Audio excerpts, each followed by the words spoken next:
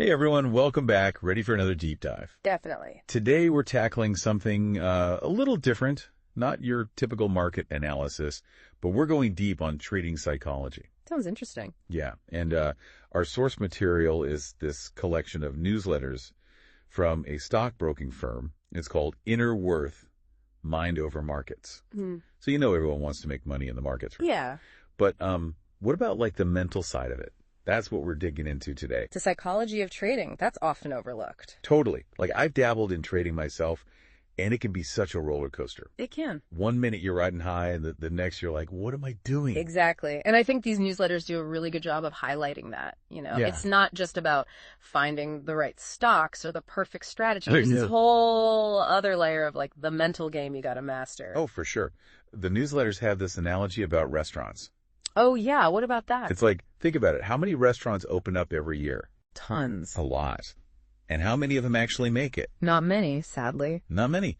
Right. And the newsletters say it's kind of the same with trading. Like anyone can open an account these days and start buying and selling. Super easy these days. Super easy. But actually making consistent profits, that's a whole different ballgame. Oh, yeah. Way harder than it looks.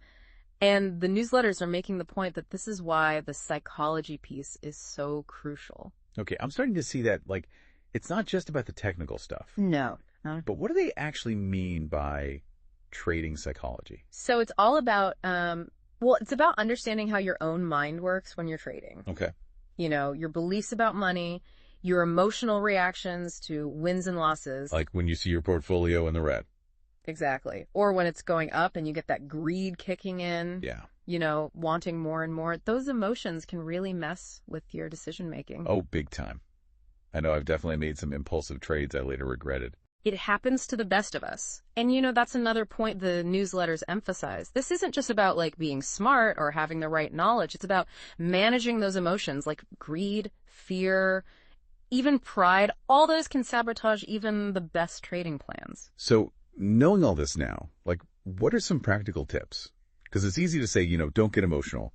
But when you're in the thick of it, it's tough. Oh, absolutely. The newsletters talk about this, and they actually suggest having a really clear trading plan even before you start. This means knowing not only when you'll buy or sell, Right. but how much you're willing to risk. So it's like setting boundaries. Yes, exactly. Like almost like having rules for yourself so that when things get crazy and your emotions are going wild, you've got that predetermined plan to guide you. Okay, I like that. That makes a lot of sense. Anything else? Yeah, another big one is self-awareness, like really paying attention to your emotional state while you're trading. Are you getting greedy? Are you getting scared? Impulsive? They even suggest keeping a trading journal. Yeah, and not just for tracking your trades, but for tracking your feelings at the time. It's like a way to spot patterns in your behavior. That's actually a really interesting idea. I never thought of that. So it sounds like we need this whole separate set of inner game skills, as they call it. Yeah, for sure. It's like training your mind to handle the stress and pressure of the markets. It's not something you usually think about with trading, so that's what makes these newsletters really unique. It is. They're not trying to tell you what stocks to buy or, make some crazy promise of quick wealth. Right. They're giving you tools to develop that mental resilience and that discipline you need for the ups and downs because, let's be real, the market is unpredictable. Totally. And I think that's a great place to wrap up this deep dive. Sounds good. But I want to leave everyone with something to think about. Mm-hmm. Imagine if you could design your ideal trader mindset. Yeah. What qualities would you include? Ooh, that's a good one. What beliefs or habits would help you stay disciplined?